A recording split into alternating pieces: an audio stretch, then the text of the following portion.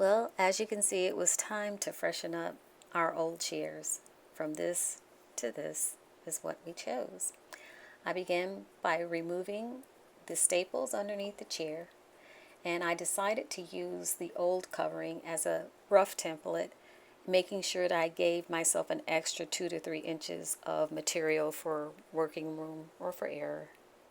If you're not using your old covering as a template, then make sure to do your measurements very well.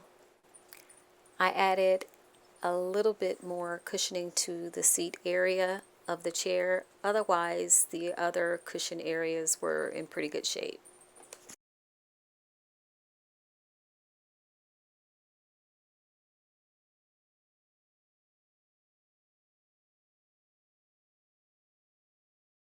Let's address putting the material on the seat cushion part of your chair.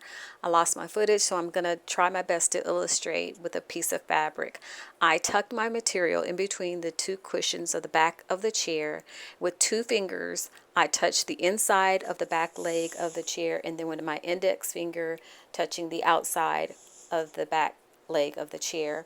I tried to keep those fingers in place as I pulled that material back, took a Sharpie, and I put a point at those 2 fingers, and then I traced a Y and cut, making sure not to make that too big because you do not want to ruin your material. And then I was able to wrap that flap on the back seat of my chair, as you see right here. Moving on, going toward the front of your chair, you're going to go ahead and pull that fabric toward the front, and then you want to go about a 1/2 inch in the front of the chair and staple or tack that down. And then the flap in the very front you can pull to the side taut, and you're going to cut to be able to make that front pleat of your chair. That is, if you're going to do pleats as I'm going to do here. Cut off excess so you don't have any extra bulkiness, and you're going to pull it down toward the leg and then tack it as you see I did here on the other part. Don't worry about that messiness. We'll address that part later. Moving on to attaching your fabric to the back of your chair, you're going to make your Y cuts similar like you did on the seat, except for the Y are facing down. And then pull that fabric back behind the chair, staple it from the bottom flap all the way up, just coming shy of the corner, and then pulling that fabric for the top and attaching it on the back, coming shy just of the corner, where you're going to go ahead and then gather your corners like this.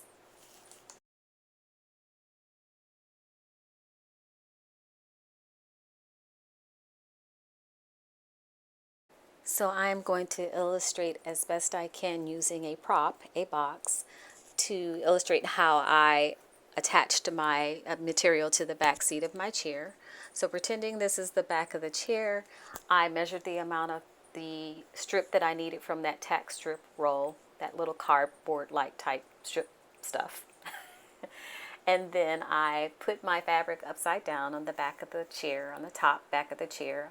I applied that strip, and then I used my staple gun to attach it. I flip my fabric back over, and that gives me my top finished edge. From there, I had to go ahead and apply my metal tack strips, which are very sharp, so be careful. And I used a rubber mallet, which I wrapped up in paper towel so that I wouldn't get black marks on it.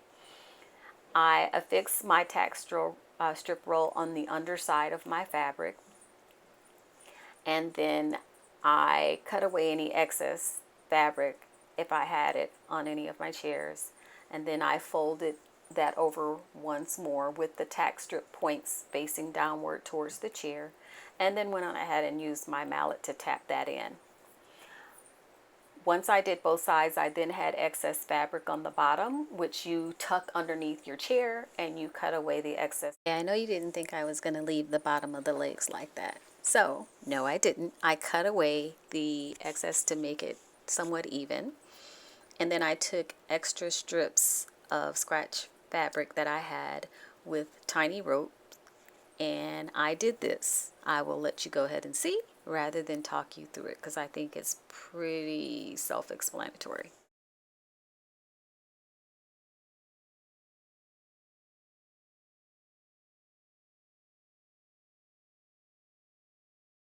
I will say here that my staples were not long enough. I had them, but I was lazy to get them.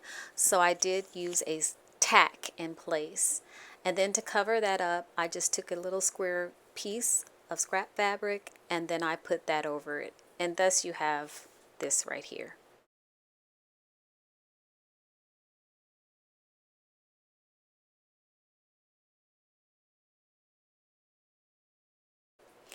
And I'm done, y'all.